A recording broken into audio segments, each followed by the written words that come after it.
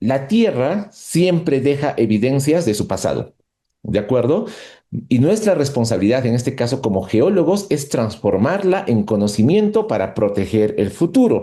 ¿Cómo hacemos esto los geólogos? Básicamente, si nosotros identificamos estas huellas de la corteza que denominamos como fallas geológicas activas, básicamente nos está dando la señal donde hubo un sismo. Y donde hubo un sismo, por un tema de ciclicidad y de retorno, de que todo es cíclico, volverá a haber un sismo, ¿no? Originarse un sismo en este sector.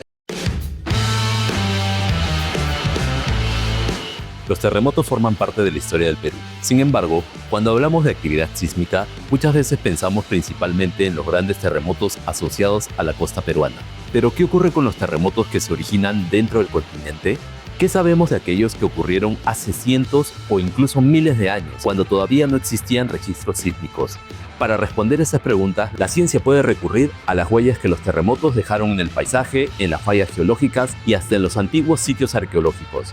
En este episodio de Prociencia Podcast conoceremos el proyecto Cuscopata, Paleosismología, Arqueosismología y Tectónica Activa, una investigación que buscó reconstruir la historia sísmica en la región de Cusco y estudiar el comportamiento de estas fallas activas que atraviesan este territorio. Nuestro invitado es el Dr. Carlos Benavente Escobar, geólogo con un PhD en la Universidad Grenoble Alpes de Francia y con una maestría en Ciencias de la Tierra. Desde el 2006 forma parte del INGEMET, donde desarrolla investigaciones vinculadas con la tectónica, la neotectónica, la evolución del relieve y los peligros geológicos. También se desempeña como docente de Geología Estructural en la Pontificia Universidad Católica del Perú. Su experiencia en el estudio de fallas activas y los procesos que han dado forma a los Andes fue fundamental para desarrollar Cuscopata, un proyecto que permitió mirar al pasado geológico y arqueológico para comprender mejor los terremotos que podrían ocurrir en el futuro. Quédate y acompáñanos en este interesante episodio.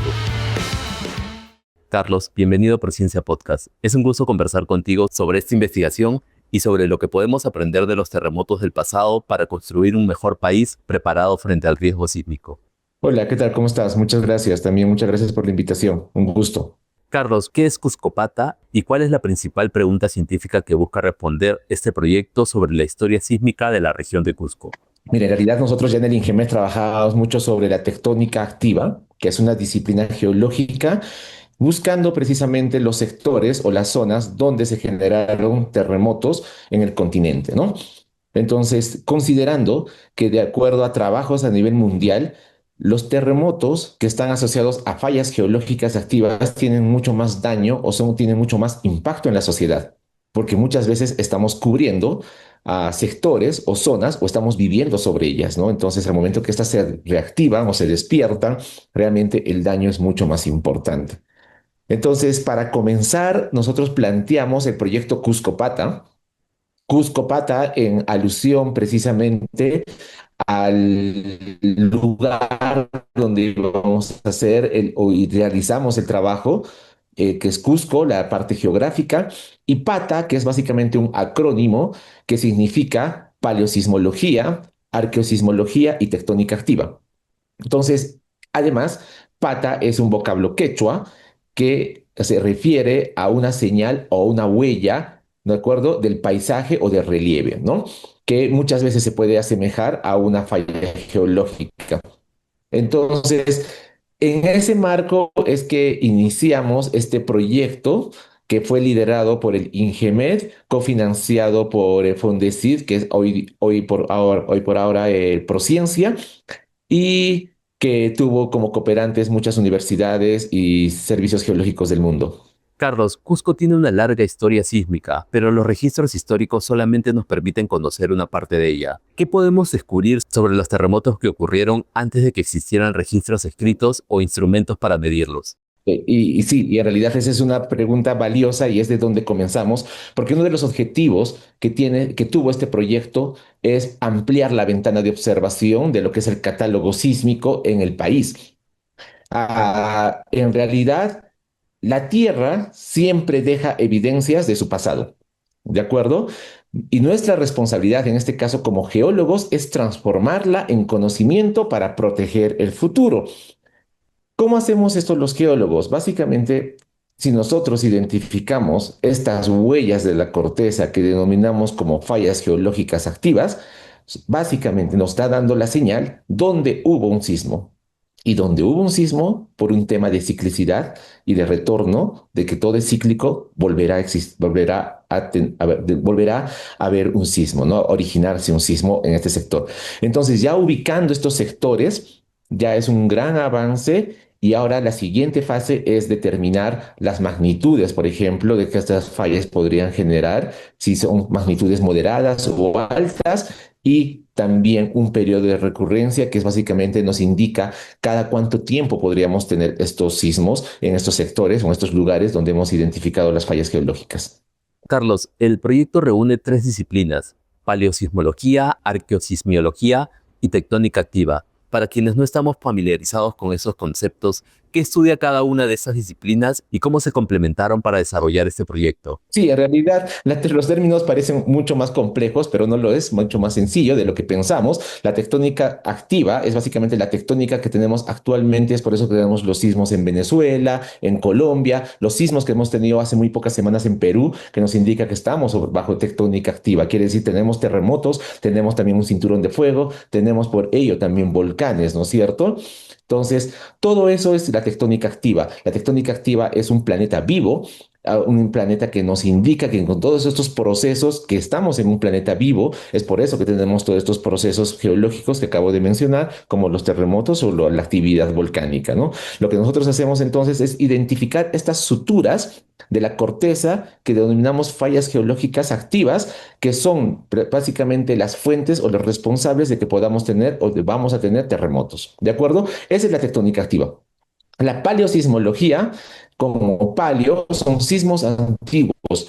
Lo que hacemos es nosotros buscar los sismos perdidos, los sismos del pasado, sismos que no están escritos, sismos que no han sido reconocidos. ¿Y eso cómo hacemos? Con la geología, ¿no? Esto es muy importante. La geología nos puede dar, nos puede brindar esta fortaleza realmente para tener un escenario de peligro sísmico en el que vamos a hablar ya no de décadas ni de cientos de años, sino vamos a hablar de miles de años. Cuando nosotros, geólogos más claro, definitivamente para poder generar un escenario de peligro sísmico, ¿no? Esa es la gran contribución y esa es la importancia de la paleosismología. Y la arqueosismología es también algo sencillo. La arqueosismología es básicamente antiguos sismos que hayan podido afectar construcciones de antiguas sociedades, civilizaciones. Es como ahora existe o no. Somos afectados por un sismo, un terremoto, y lo que va a pasar es de que los muros comienzan a caer de una forma determinada, hay unas rotaciones, hay unos colapsos, entonces hay diferentes tipos de deformaciones en las construcciones que nosotros las podemos identificar. Y siendo el Cusco una capital mundial, patrimonio de la humanidad, básicamente por todas las civilizaciones que se desarrollaron en este sector, creímos inconveniente de que el proyecto podía iniciar en esta región, ¿no? Entonces, ese es básicamente la interacción entre diferentes disciplinas geológicas que simplemente con la finalidad de que vamos haciendo una interpretación y una observación correcta y robusta, lo que vamos a tener es básicamente una interpretación y unas conclusiones de manera multidisciplinaria, interdisciplinaria y que nos permitieron precisamente publicar estos resultados en diferentes revistas indexadas. Carlos, en el caso de Cusco, ¿qué rastros o evidencias de terremotos ocurridos en el pasado han podido identificar y qué nos revela sobre la actividad sísmica de la región a lo largo de la historia? Sí, por ejemplo, hemos trabajado en restos arqueológicos pre-incas e incas. Hemos trabajado, por ejemplo, en lo que es la cultura Wari, la Piquillacta, en donde hemos podido definir o determinar de que hubo un sismo importante de dos fallas muy cercanas. Primero la falla Pachatuzan, luego la falla Tambomachay, sismos en cascada, se podrían decir, y que luego detonaron flujos de detritos o lo que denominamos los huaicos, ¿no? Entonces, eso mediante muchas técnicas modernas que se utilizan actualmente en el mundo, pudimos fecharlas, generar una cronología y realmente coincide con el abandono de esta cultura en el sur del Cusco. De igual forma, hemos podido publicar y recopilar y observar y proponer la hipótesis de que obviamente otros restos arqueológicos como Machu Picchu, Sacsayhuamán o el propio centro histórico del Cusco, como Coricancha, fueron afectados por sismos importantes. Y eso tiene mucha lógica. ¿Por qué? Porque el Cusco está asentado adyacente a fallas geológicas activas, ¿no? Y ya su historia, ¿no? Muy 1650, 1950, nos da indicios de que estos terremotos y el Cusco fue afectado por terremotos importantes y obviamente será afectado por terremotos importantes. Y ese es el objetivo de este estudio, creo lo más importante, de que además de estar contribuyendo a ampliar el conocimiento del catálogo sísmico desde el punto de vista geológico, es que nosotros podemos con esta información proponer planes para el ordenamiento territorial y mejorar los planes de gestión de riesgo de desastres. Carlos, uno de los elementos centrales de la investigación fueron dos fallas geológicas activas, particularmente Tambomachay y Pachatuzán. ¿Qué características tienen estas fallas y por qué son tan importantes para comprender el peligro sísmico de la región Cusco? Las características de estas dos fallas que acabas de mencionar es que, mira, las fallas en realidad hay cientos de fallas en el Perú, ¿de acuerdo? Cientos de fallas. Pero lo que lo hace, estas fallas, la característica importante, por qué lo podemos ver como un peligro, es que se encuentran adyacentes a la ciudad del Cusco, ¿no? Y actualmente la población se está expandiendo hacia estos sectores. Entonces, esto lo hace, genera y lleva de que estas fallas sean tipificadas como de alto peligro, ¿no? Porque va a haber mucha vulnerabilidad. Entonces, esa es la peculiaridad de estas dos fallas, que son adyacentes, son fallas que han generado terremotos, de acuerdo a los estudios que nosotros hemos podido realizar, a las investigaciones, y que obviamente al ser fallas geológicas, los sismos que se generan son muy superficiales y por eso el sacudimiento y la vibración que nosotros sentimos es bastante, mucho más importante que las comparadas con los de un sismo de subducción, tal vez, y la destrucción o el impacto en las construcciones o infraestructura en general también es bastante importante, ¿no? Carlos, cuando hablamos de paleosismología, estamos hablando de reconstruir terremotos que ocurrieron hace cientos o miles de años. ¿Cómo es el trabajo de campo de un investigador que intenta encontrar las evidencias de un terremoto que nadie pudo registrar directamente? ¿Qué buscan exactamente en el terreno? Sí, todo comienza siempre desde gabinete, con imágenes satelitales que ahora tenemos de muy buena resolución, o fotografías aéreas también históricas, que también dan muy buenas luces de estos trazos de fallas geológicas. Posteriormente, identificamos estas estructuras en estas imágenes satelitales y luego vamos al campo. En el campo hacemos un recorrido a lo largo de toda la traza de falla. Hay trazas de fallas que pueden tener así como 8 kilómetros. Hay otras como en el sur del Perú, como en Moquegua, Tacna, Arequipa, tienen 450 kilómetros de longitud. Y nuestro deber y nuestra tarea es caminar a lo largo de estas estructuras para encontrar indicios de los movimientos que tuvo, ¿no? Luego hacemos vuelos con drones, generamos modelos de elevación digital de alta resolución que pueden ser 2 centímetros por píxel, 3 centímetros por píxel, muy detallados. Posteriormente hacemos zanjas, ¿no? Zanjas con retroexcavadoras, si es el caso, retroexcavadoras transversales a la falla, donde la falla va a quedar expuesta y luego utilizamos métodos de geocronología, que es básicamente para fechar o para conocer exactamente los eventos, ¿no? que puede tener una falla y de esa manera hemos podido reconstruir que alguna de estas fallas, por ejemplo, Pachatuzán y Tambomachay, una historia sísmica de los últimos 12.000 años, que ya es importante y donde nos demuestran que estas fallas son capaces de generar sismos de 6.2, 6.5 de magnitud, ¿no? Carlos, el proyecto involucró a diferentes disciplinas e investigadores, además de la colaboración científica nacional e internacional. ¿Qué importancia tuvo este trabajo interdisciplinario y la colaboración de investigadores de otras instituciones y países para alcanzar los resultados de este proyecto? Creemos que actualmente la investigación es muy importante la colaboración y este es uno de los ejemplos más claros que se ha tenido creo que en Perú porque hubieron especialistas de geología, geomorfología, arqueosismología, geocronología, paleosismología, biólogos, hubieron muchos especialistas y entre universidades como de Oxford, de Cambridge, de Reino Unido, universidades de Francia, de España y también dentro de nuestras funciones como Servicio Geológico del Perú, INGEMED, también participamos con alumnos y docentes de la Universidad del Cusco. Entonces se hizo una red importante de investigación, ¿no?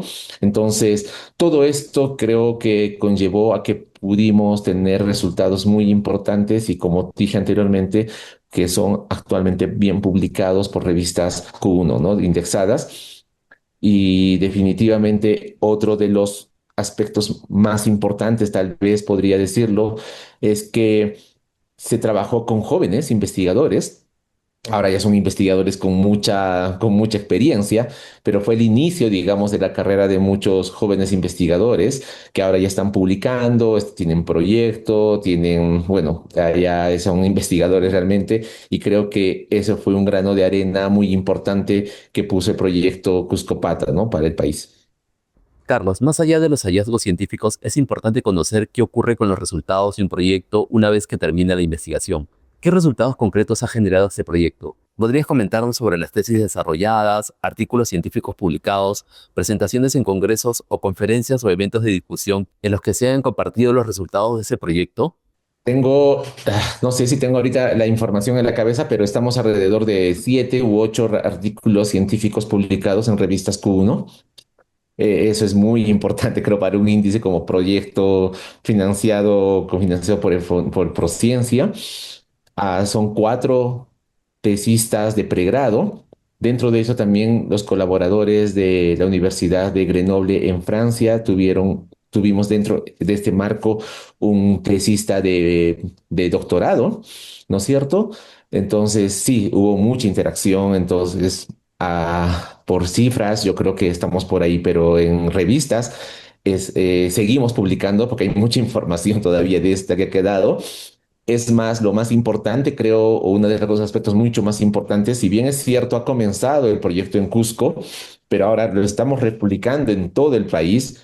Ya hemos hecho trabajos relacionados en Arequipa, Tacna, Moquegua, uno a la Cordillera Blanca y con resultados muy similares, muy importantes. Entonces, esa es otra de las ventajas que precisamente con los investigadores que comenzaron, los jóvenes investigadores que ahora ya son investigadores senior, están comenzando a trabajar en otras áreas del Perú y precisamente cada vez estamos fortaleciendo este área en el INGEMED para poder cubrir a nivel nacional, ¿no? Con este tipo de trabajos. Carlos, el proyecto ya ha concluido y la subvención otorgada por Prociencia ha finalizado. A partir de los resultados obtenidos, ¿cuáles son los siguientes pasos para la investigación? Sí, en realidad en Cusco seguimos trabajando, si bien es cierto, ha terminado el proyecto Cuscopata, pero en Cusco seguimos trabajando porque en Cusco se ha cartografiado a lo largo de más o menos 53 fallas geológicas activas a lo largo de toda la región del Cusco. Entonces tenemos nuevos resultados de otras fallas, como una falla Coricocha que generó el sismo de 1986, ¿de acuerdo? Entonces estamos trabajando también en estas fallas. Estamos en la falla Surite, en otras estructuras que están adyacentes a poblaciones grandes de la región del Cusco, ¿no? O de infraestructura también, que es muy importante. En paralelo, en paralelo, hemos hecho trabajos muy importantes en Moquegua y Tacna y Arequipa, ¿de acuerdo? Y, por ejemplo, llegando a desarrollar de grandes sismos, ¿no? Que desencadenaron posibles erupciones del volcán Misti, ¿de acuerdo? Entonces hay una relación, también posible interacción con una cultura chiribaya alrededor de 1400 años, ¿no? Entonces se ha generado también ese tipo y se viene generando y se sigue trabajando. También hay publicaciones indexadas en ese sector, pero todo nace a partir de esta semilla que vamos a llamarle que es Cuscopata. Y finalmente también hemos terminado un trabajo súper lindo en un laboratorio natural para el mundo, no solo para los peruanos, que es la Cordillera Blanca, que es un sector donde se emplaza uno de los sistemas de fallas más importantes del mundo, con casi 350 kilómetros de longitud. Realmente es un registro geológico impresionante y donde todos los investigadores realmente consideran que es un laboratorio natural. Y acá estamos encontrando relaciones también de grandes sismos muy similares, por ejemplo, a lo que hemos visto actualmente en Venezuela, por ejemplo, o lo que hemos tenido en el sur del Perú. Y definitivamente haciendo correlaciones con trabajos de arqueólogos en Chavín, que ellos ya interpretan que los chavines fueron afectados, por ejemplo, por un sismo, un terremoto. Precisamente creemos nosotros que tenemos datado ese sismo que fue generado por este sistema de fallas de la Cordillera Blanca, ¿no? Entonces, todo esto en realidad, como puedes ver, es una interacción de muchas disciplinas, pero como dije anteriormente, creemos fielmente de que nosotros tenemos la responsabilidad de que todas las huellas, todo lo que nos deja la tierra registrado, tenemos la responsabilidad nosotros o estamos transformando toda esta información en conocimiento con el objetivo de proteger para el futuro, para el Perú y poder tener un desarrollo sostenible, ¿no? Para el país. Carlos, los resultados de los estudios son valiosos, no solo para la comunidad científica, sino también para comprender la historia sísmica. ¿Existe algún repositorio o plataforma del INGEMET donde el público pueda consultar los resultados, publicaciones, mapas y demás información generada por las investigaciones? En el INGEMET tenemos un repositorio institucional que es de libre acceso y pueden descargar toda la información aquí sobre este tema. Es un repositorio con miles de trabajos, de acuerdo, que se ha generado en el INGEMET. Es más, hay que mencionarlo, uno de los trabajos pioneros del catálogo sísmico o el primer catálogo sísmico que se desarrolla en el INGEMET con un investigador muy conocido, Silgado, ¿no? Que es el primer catálogo sísmico que ve desde 1500 aproximadamente. Entonces, ahí también se puede encontrar esta información. Él consolida la información desde el año de 1500 aproximadamente, 1530, no tengo la fecha exacta ahorita, pero es desde esta época. En realidad, que nosotros seamos autónomos en desarrollar la investigación con una institución como Prociencia que permite realmente desarrollar ese tipo de trabajos, ¿no? Y muchos más, en muchas más temáticas, es muy importante porque realmente se genera desarrollo de investigación, se genera la innovación, la tecnología, se generan todos estos aspectos que tanto hablamos en los últimos años, ¿no? Que sería muy diferente de que estos fondos vengan de otro sector o de otro país o de otra institución, ¿no? Pero si todos estos fondos son fondos del país, del Estado, es mucho más importante porque va a reforzar, va a fortalecer mucho más las capacidades en las universidades, institutos de investigación y obviamente va a promover de que jóvenes investigadores puedan tener realmente las herramientas para poder sentirse motivados e investigar, ¿no? Que es una carrera apasionante. Carlos, en Prociencia Podcast solemos reservar un espacio para conocer un poco más al investigador fuera del ámbito profesional. ¿Qué libro estás leyendo actualmente o qué lecturas has disfrutado recientemente y te gustaría recomendar a nuestros oyentes? En los últimos años, ni siquiera estoy recientemente años, he comenzado a leer mucho sobre la historia inédita del Perú, por ejemplo. Hay muchas crónicas del Perú, de diferentes cronistas, de diferentes escritores, realmente es espectacular. Y bueno, yo lo leo como una parte tanto de cultura general que debemos tener como peruanos, pero también ahora ya asociado a temas como la geología, la arqueosismología, como estamos hablando ahora, porque en muchos de estos apartados o de estos libros se hablan y se hacen detalles de procesos geológicos. Entonces, comenzar a tejer, tener este tejido de diferentes disciplinas, más crónicas, más historias, realmente para mí es algo apasionante actualmente y que nos ayuda a entender un poco más o no un poco más, que nos ayuda a entender muchísimo más el tema de nuestra historia cultural, nuestra historia de procesos o fenómenos naturales, porque creo que tenemos que entender, si nosotros estamos trabajando en un tema de gestión de riesgo de desastres, estamos frente a un sismo próximo que puede ocurrir frente a Lima, si nosotros no entendemos nuestra historia, si nosotros no sabemos que los terremotos, los tsunamis, los deslizamientos, los huaicos son parte de nuestra historia, creo que no vamos a poder cambiar el enfoque y realmente poder conseguir que tengamos un desarrollo socioeconómico sostenible en el país, ¿no? Entonces, por mi lado, Creo que ahora yo estoy en los últimos meses o años leyendo mucho sobre historia, precisamente con ese enfoque, pero, ¿no? Carlos, una pregunta que probablemente muchas personas se hacen es si conocer terremotos del pasado nos permite saber cuándo ocurrirá el próximo. ¿Qué podemos conocer o estimar actualmente a partir de investigaciones como Cuscopata y cuáles son los límites que todavía tiene la ciencia para predecir un terremoto?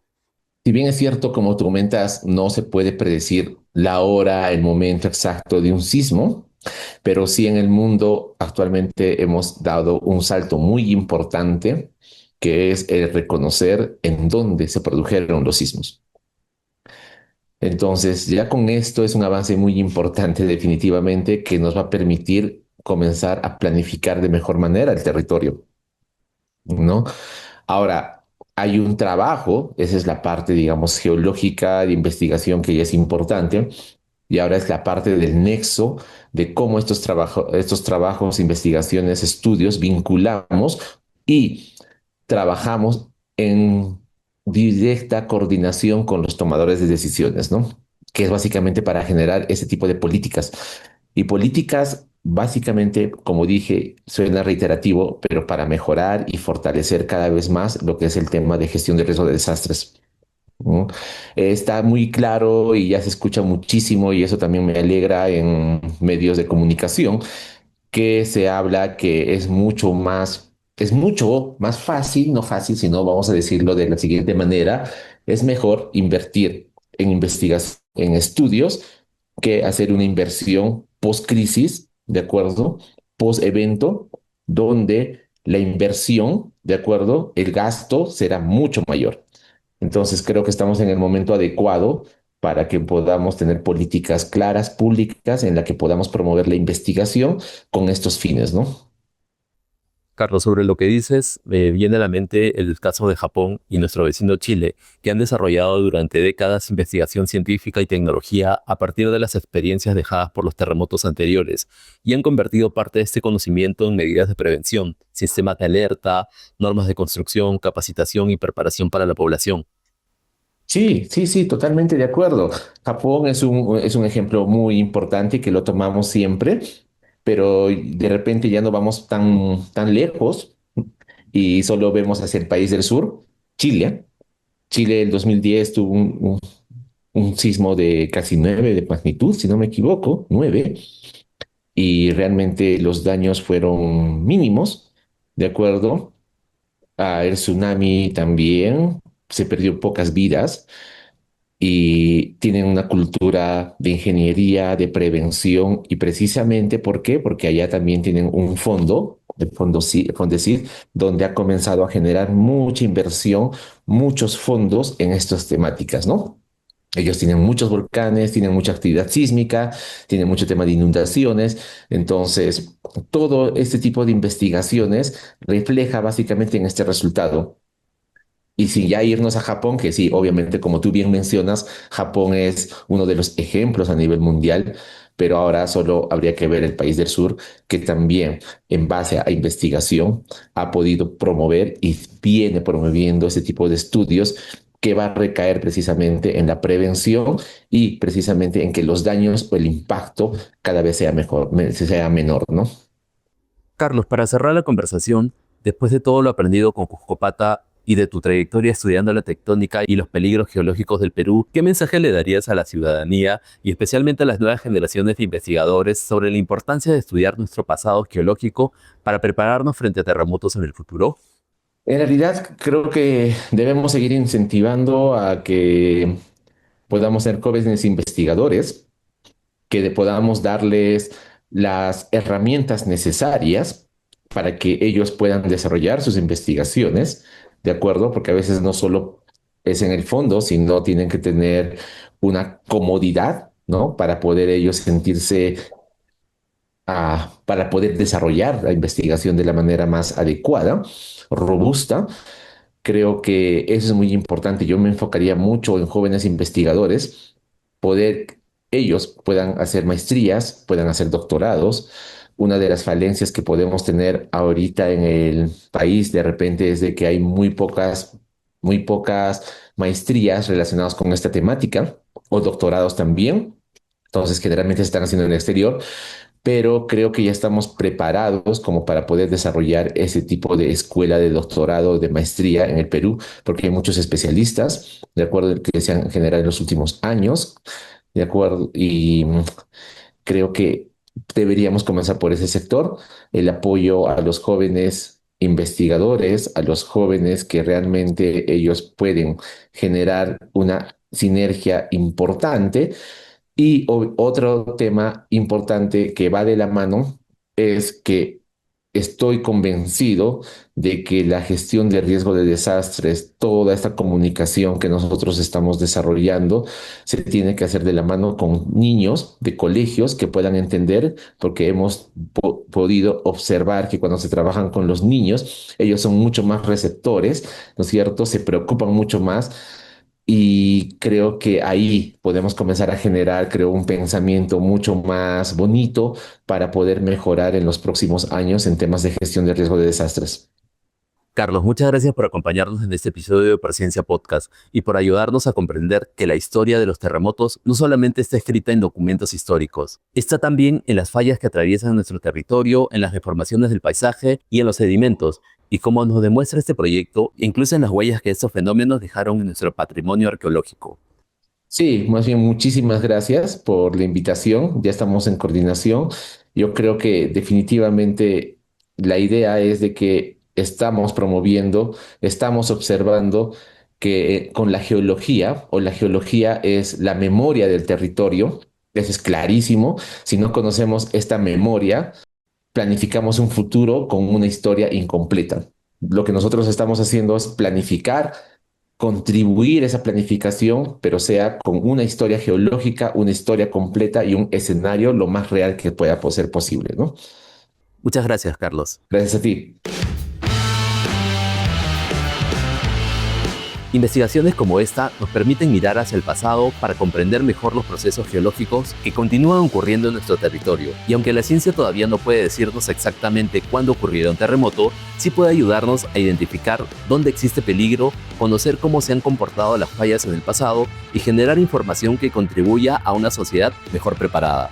El trabajo de investigadores como el Dr. Carlos Benavente demuestra también la importancia de desarrollar ciencia desde el Perú, estudiar nuestro propio territorio y convertir ese conocimiento en herramientas para reducir riesgos y proteger nuestras ciudades y nuestro patrimonio.